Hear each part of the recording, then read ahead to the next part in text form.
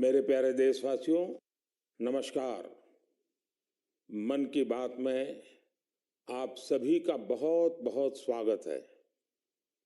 जुलाई का महीना यानी मॉनसून का महीना, बारिश का महीना। बीते कुछ दिन प्राकृतिक आपदाओं के कारण चिंता और परेशानी से भरे रहे हैं। यमुना समेत कई नदियों में बाढ़ से कई इलाकों में लोगों को तकलीफ उठानी पड़ी है। पहाड़ी इलाकों में भूस्खलन की घटनाएं भी हुई हैं। इसी दौरान देश के पश्चिमी हिस्से में कुछ समय पूर्व गुजरात के इलाकों में बिपरजॉय साइक्लोन भी आया। लेकिन साथियों, इन आपदाओं के बीच हम सब देशवासियों ने फिर दिखाया है कि सामूहिक प्रयास की ताकत क्या होती है। स्थानीय लोगों ने, हमारे एनडीआरएफ के जवानों ने, स्थानीय प्रशासन के लोगों ने दिन रात लगाकर ऐसी आपदाओं का मुकाबला किया है। किसी भी आपदा से निपटने में हमारे सामर्थ्य और संसाधनों की भूमिका बड़ी होती है, लेकिन इसके साथ ही हमारी संवेदनशीलता और एक दूसरे का हाथ थामने की भावना उतनी ही अहम होती है। सर्वजन हिताय की यही भावना भारत की पहचान भी है और भारत की ताकत भी है। साथियों, बारिश का यही समय वृक्षारोपण और जल संरक्षण के लिए भी उतना ही जरूरी होता है। आजादी के अमृत महोत्सव के दौरान बने 60,000 से ज्यादा अमृत सरोवरों में भी रौनक बढ़ गई है। अभी 50,000 से ज्यादा अमृत सरोवरों को बनाने का काम चल भी रहा है। हमारे देशवासी पूरी जागरूकता और जिम्मेदारी के साथ जल संरक्षण के लिए नए नए प्रयास कर रहे हैं। आपको याद होगा, कुछ समय पहले मैं एमपी के शहडोल गया था। वहां मेरी मुलाकात पकरिया गांव के आदिवासी भाई बहनों से हुई थी। वहीं पर मेरी उनसे प्रकृति और पानी को बचाने के लिए भी चर्चा हुई थी। अभी मुझे पता चला है कि पकरिया गांव के आदिवासी भाई बहनों ने इसे लेकर काम भी शुरू कर दिया है। यहां प्रशासन की मदद से लोगों ने करीब 100 कुओं को वाटर रिचार्ज सिस्टम में बदल दिया है।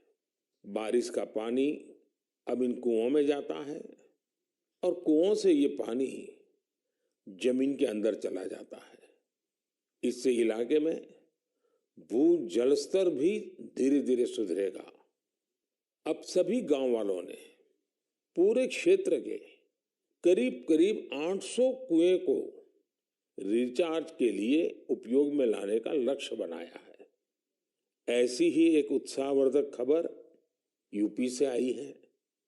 कुछ दिन पहले उत्तर प्रदेश में एक दिन में 30 करोड़ पेड़ लगाने का रिकॉर्ड बनाया गया है। इस अभियान की शुरुआत राज्य सरकार ने की, उसे पूरा वहां के लोगों ने किया। ऐसे प्रयास जन भागीदारी के साथ साथ जन जागरण के भी बड़े उदाहरण हैं। मैं चाहूंगा कि हम सब भी पेड़ लगाने और पानी बचाने के इन प्रयासों का हिस्सा बने। मेरे प्यारे देशवासियों, इस समय सावन का पवित्र महीना चल रहा है। सदाशिव महादेव की साधना आराधना के साथ ही सावन हरियाली और खुशियों से जुड़ा होता है। इसलिए सावन का आध्यात्मिक के साथ ही सांस्कृतिक दृष्टिकोण से भी बहुत महत्व रहा है। सावन के झूले, सावन की मेहंदी, सावन के उत्सव, यानी सावन का मतलब ही आनंद और उल्लास होता है। साथियों, हमारी इस आस्था और इन परंपराओं का एक पक्ष और भी है। हमारे ये पर्व और परंपराएं हमें गतिशील बनाते हैं। सावन में शिव आराधना के लिए कितने ही भक्त कांवड़ यात्रा पर निकलते हैं। सावन की वजह से इन दिनों 12 ज्योतिर्लिंगों में भी खूब श्रद्धालु पहुंच रहे हैं। आपको ये जानकर भी अच्छा लगेगा कि बनारस पहुंचने वाले लोगों की संख्या भी रिकॉर्ड तोड़ रही है। अब काशी में हर साल 10 करोड़ से भी ज्यादा पर्यटक पहुंच रहे हैं। अयोध्या, मथुरा, उज्जैन जैसे तीर्थों पर आने वाले श्रद्धालुओं की संख्या भी तेजी से बढ़ रही है। इससे लाखों गरीबों को रोजगार मिल रहा है, उनका जीवन यापन हो रहा है। ये सब हमारे सांस्कृतिक जन जागरण का परिणाम है। इसके दर्शन के लिए अब तो पूरी दुनिया से लोग हमारे तीर्थों में आ रहे हैं। मुझे ऐसे ही 2 अमेरिकन दोस्तों के बारे में पता चला है जो कैलिफोर्निया से यहां अमरनाथ यात्रा करने आए थे। इन विदेशी मेहमानों ने अमरनाथ यात्रा से जुड़े स्वामी विवेकानंद के अनुभवों के बारे में कहीं सुना था। उससे उन्हें इतनी प्रेरणा मिली कि खुद भी अमरनाथ यात्रा करने आ गए। ये इसे भगवान भोलेनाथ का आशीर्वाद मानते हैं। यही भारत की खासियत है कि सबको अपनाता है, सबको कुछ न कुछ देता है। ऐसी ही एक फ्रेंच मूल की महिला है, शार्लोट शोपा। बीते दिनों जब मैं फ्रांस गया था तो इनसे मेरी मुलाकात हुई थी। शार्लोट शोपा एक योगा प्रैक्टिशनर है, योगा टीचर है और उनकी उम्र 100 साल से भी ज्यादा है। वो सेंचुरी पार कर चुकी है। वो पिछले 40 साल से योग प्रैक्टिस कर रही हैं। वो अपने स्वास्थ्य और 100 साल की इस आयु का श्रेय योग को ही देती है। वो दुनिया में भारत के योग विज्ञान और इसकी ताकत का एक प्रमुख चेहरा बन गई है। इनसे हर किसी को सीखना चाहिए।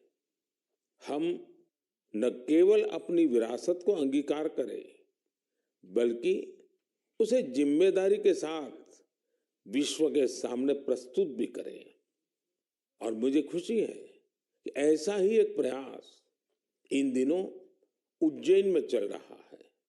यहाँ देश भर के 18 चित्रकार पुराणों पर आधारित आकर्षक चित्र कथाएं बना रहे हैं।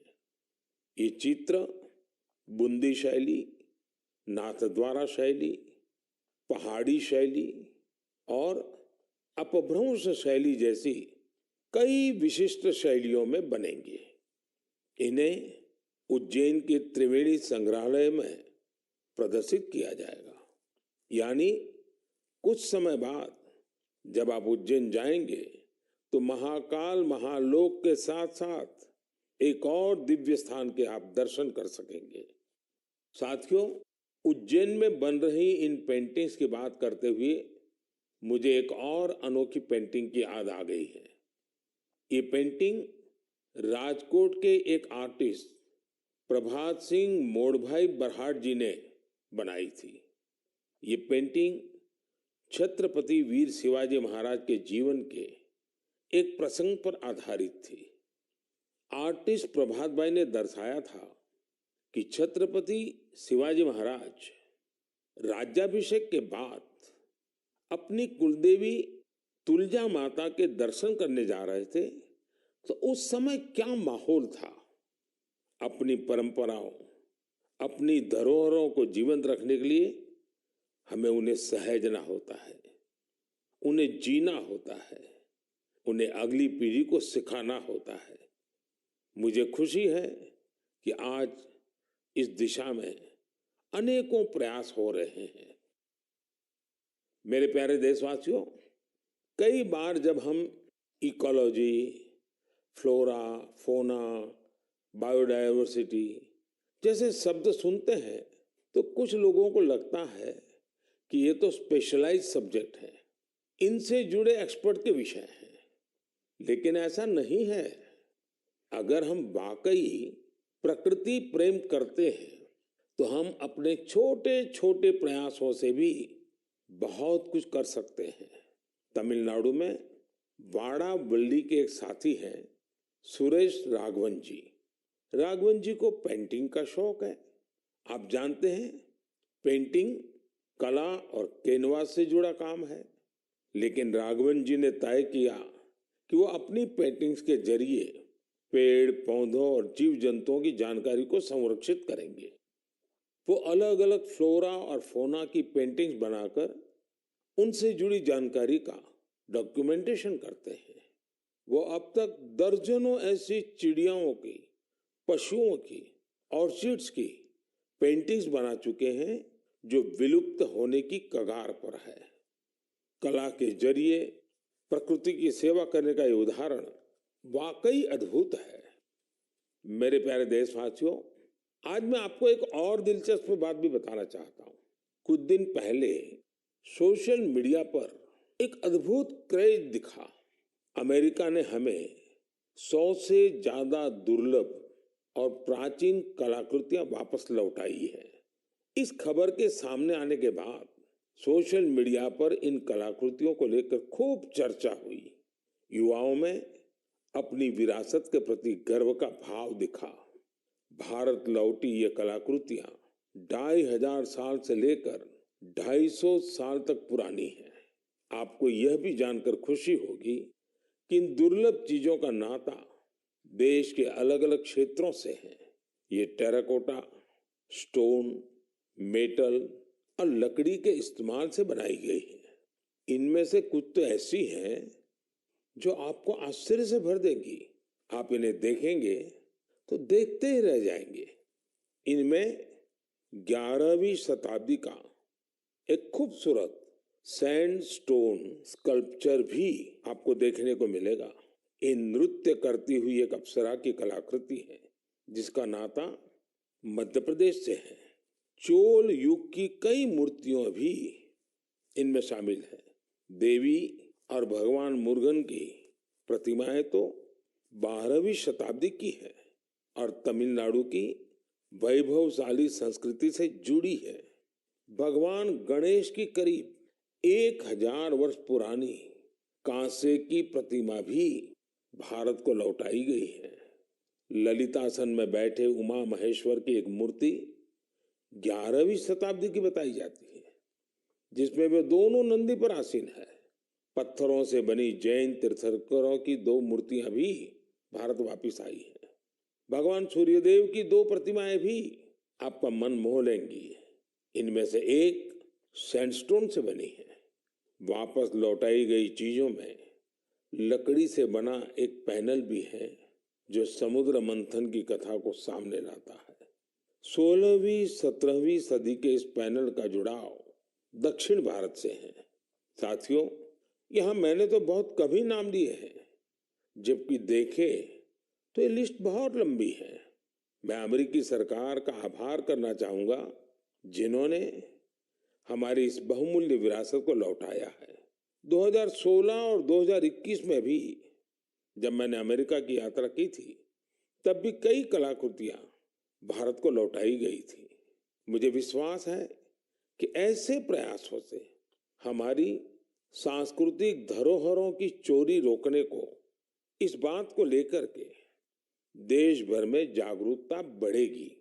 इससे हमारी समृद्ध विरासत से देशवासियों का लगाव भी और गहरा होगा। मेरे प्यारे देशवासियों, देवभूमि उत्तराखंड की कुछ माताओं और बहनों ने जो पत्र मुझे लिखे हैं वो भावुक कर देने वाले हैं। उन्होंने अपने बेटे को, अपने भाई को खूब सारा आशीर्वाद दिया है। उन्होंने लिखा है कि उन्होंने कभी कल्पना भी नहीं की थी कि हमारी सांस्कृतिक धरोहर रहा भोजपत्र उनकी आजीविका का साधन बन सकता है। आप सोच रहे होंगे कि यह पूरा माजरा है क्या? साथियों, तो मुझे ये पत्र लिखे हैं चमोली जिले की नीति माणा घाटी की महिलाओं ने। ये वो महिलाएं हैं जिन्होंने पिछले साल अक्टूबर में मुझे भोजपत्र पर एक अनूठी कलाकृति भेंट की थी। ये उपहार पाकर मैं भी बहुत अभिभूत हो गया। आखिर हमारे यहाँ प्राचीन काल से हमारे शास्त्र और ग्रंथ इन्हीं भोजपत्रों पर सहेजे जाते रहे हैं। महाभारत भी तो इसी भोजपत्र पर लिखा गया था। आज देवभूमि की ये महिलाएं इस भोजपत्र से बेहद ही सुंदर सुंदर कलाकृतियां और स्मृति चिन्ह बना रही हैं।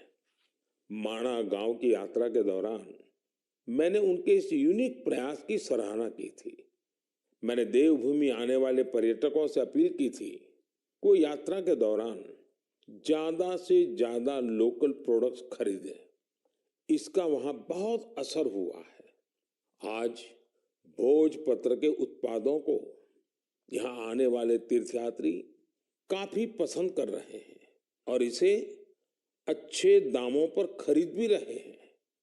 भोजपत्र की यह प्राचीन विरासत उत्तराखंड की महिलाओं के जीवन में खुशहाली के नए नए रंग भर रही है। मुझे यह जानकर भी खुशी हुई है कि भोजपत्र से नए नए प्रोडक्ट बनाने के लिए राज्य सरकार महिलाओं को ट्रेनिंग भी दे रही है। राज्य सरकार ने भोजपत्र की दुर्लभ प्रजातियों को संरक्षित करने के लिए भी अभियान शुरू किया है। जिन क्षेत्रों को कभी देश का आखिरी छोर माना गया था, उन्हें अब देश का प्रथम गांव मानकर विकास हो रहा है। ये प्रयास अपनी परंपरा और संस्कृति को संजोने के साथ आर्थिक तरक्की का भी जरिया बन रहा है। मेरे प्यारे देशवासियों, मन की बात में मुझसे इस बार काफी संख्या में ऐसे पत्र भी मिले हैं जो मन को बहुत ही संतोष देते हैं। ये चिट्ठी उन मुस्लिम महिलाओं ने लिखी है जो हाल ही में हज यात्रा करके आई है। उनकी ये यात्रा कई मायनों में बहुत खास है। ये वो महिलाएं हैं जिन्होंने हज की यात्रा बिना किसी पुरुष सहयोगी या महरम के बिना पूरी की है और ये संख्या 150 नहीं बल्कि 4000 से ज्यादा है। यह एक बड़ा बदलाव है। पहले मुस्लिम महिलाओं को बिना महरम हज करने की इजाजत नहीं थी। मैं मन की बात के माध्यम से सऊदी अरब सरकार का भी हृदय से आभार व्यक्त करता हूँ। बिना महरम हज पर जा रही महिलाओं के लिए खास तौर पर विमेन कोऑर्डिनेटर्स नियुक्ति की गई थी। साथियों, बीते कुछ वर्षों में हज पॉलिसी में जो बदलाव किए गए हैं उनकी भरपूर सराहना हो रही है। हमारी मुस्लिम माताओं और बहनों ने इस बारे में मुझे काफी कुछ लिखा है। अब ज्यादा से ज्यादा लोगों को हज पर जाने का मौका मिल रहा है। हज यात्रा से लौटे लोगों ने, विशेषकर हमारी माताओं बहनों ने चिट्ठी लिखकर जो आशीर्वाद दिया है वो अपने आप में बहुत प्रेरक है। मेरे प्यारे देशवासियों, जम्मू कश्मीर में म्यूजिकल नाइट्स हो, हाई एल्टीट्यूड में बाइक रैलीज हो, चंडीगढ़ के लोकल क्लब हो और पंजाब में ढेर सारे स्पोर्ट्स ग्रुप्स हो, ये सुनकर लगता है एंटरटेनमेंट की बात हो रही है, एडवेंचर की बात हो रही है। लेकिन बात कुछ और है। ये आयोजन एक कॉमन कॉज से भी जुड़ा हुआ है और ये कॉमन कॉज है ड्रग्स के खिलाफ जागरूकता अभियान। जम्मू कश्मीर के युवाओं को ड्रग्स से बचाने के लिए कई इनोवेटिव प्रयास देखने को मिले हैं। यहाँ म्यूजिकल नाइट, बाइक रैली जैसे कार्यक्रम हो रहे हैं। चंडीगढ़ में इस मैसेज को स्प्रेड करने के लिए लोकल क्लब्स को इससे जोड़ा गया है। वे इन्हें वादा क्लब्स कहते हैं। वादा यानी victory against drugs abuse. Punjab में कई स्पोर्ट्स ग्रुप्स भी बनाए गए हैं जो फिटनेस पर ध्यान देने और नशा मुक्ति के लिए अवेयरनेस कैंपेन चला रहे हैं।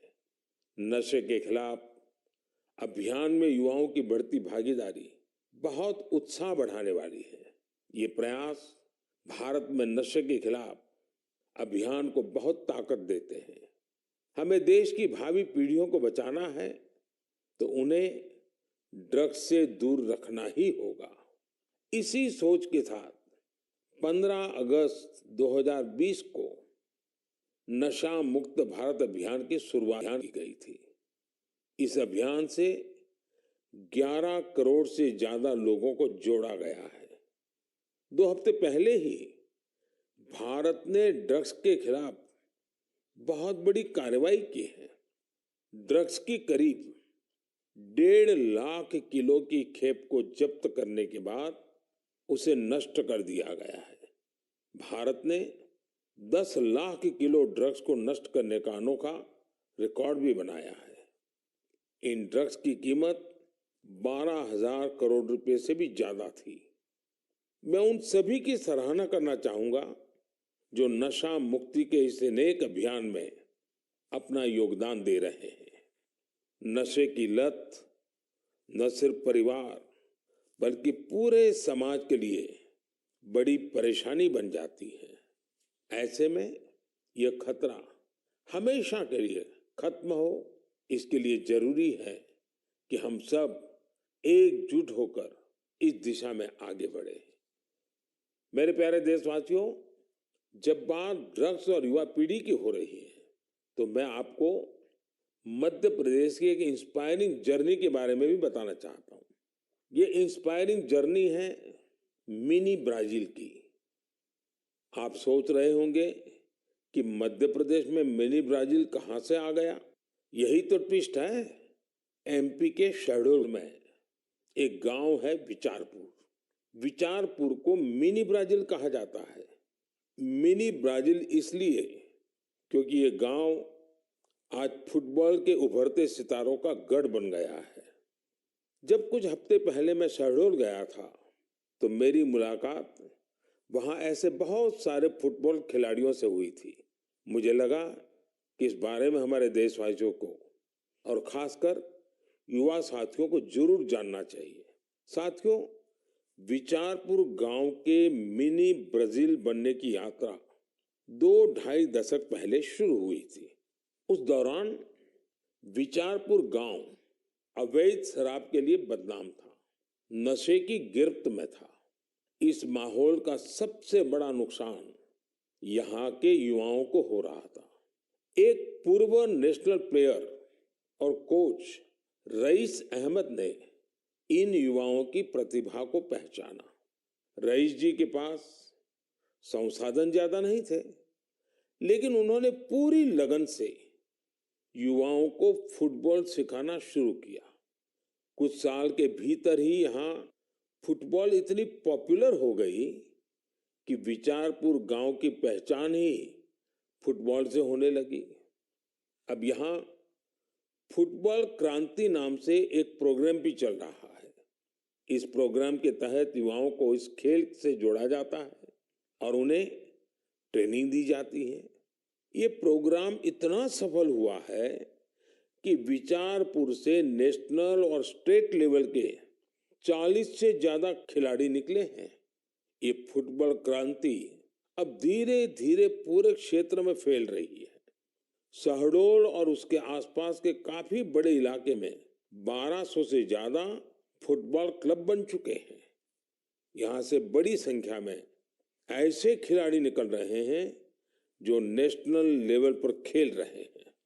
फुटबॉल के कई बड़े पूर्व खिलाड़ी और कोच आज यहाँ युवाओं को ट्रेनिंग दे रहे हैं।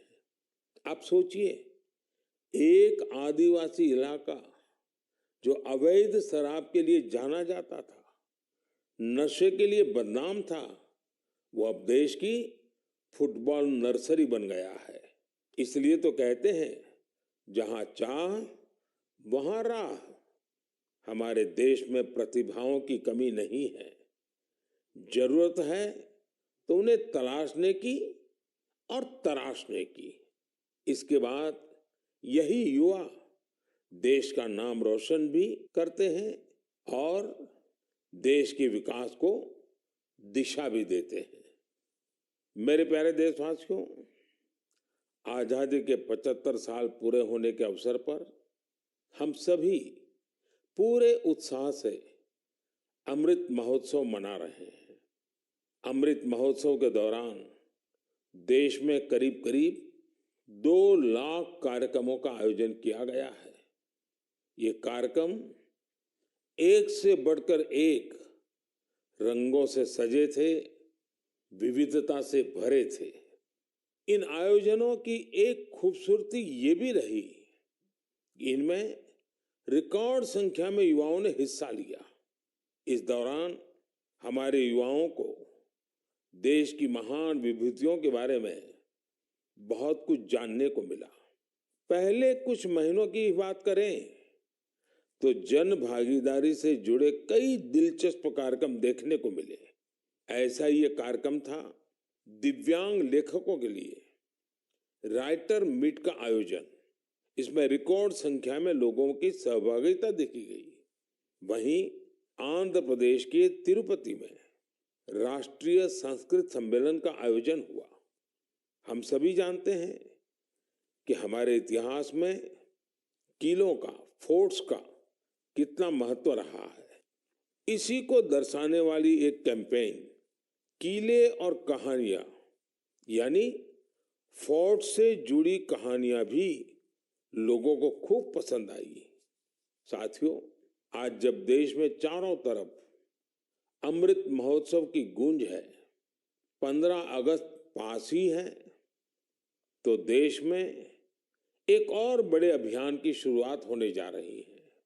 शहीद वीर वीरांगनाओं को सम्मान देने के लिए मेरी माटी मेरा देश अभियान शुरू होगा। इसके तहत देश भर में हमारे अमर बलिदानियों की स्मृति में अनेक कार्यक्रम आयोजित होंगे। इन विभूतियों की स्मृति में देश की लाखों ग्राम पंचायतों में विशेष शिलालेख भी स्थापित किए जाएंगे। इस अभियान के तहत देश भर में अमृत कलश यात्रा भी निकाली जाएगी। देश के गांव-गांव से, कोने-कोने से 7500 कलशों में मिट्टी लेकर ये अमृत कलश यात्रा देश की राजधानी दिल्ली पहुंचेगी। ये यात्रा अपने साथ देश के अलग-अलग हिस्सों से पौधे लेकर भी आएगी। 7500 कलश में आई माटी और पौधों से मिलाकर फिर नेशनल वॉर मेमोरियल के समीप अमृत वाटिका का निर्माण किया जाएगा।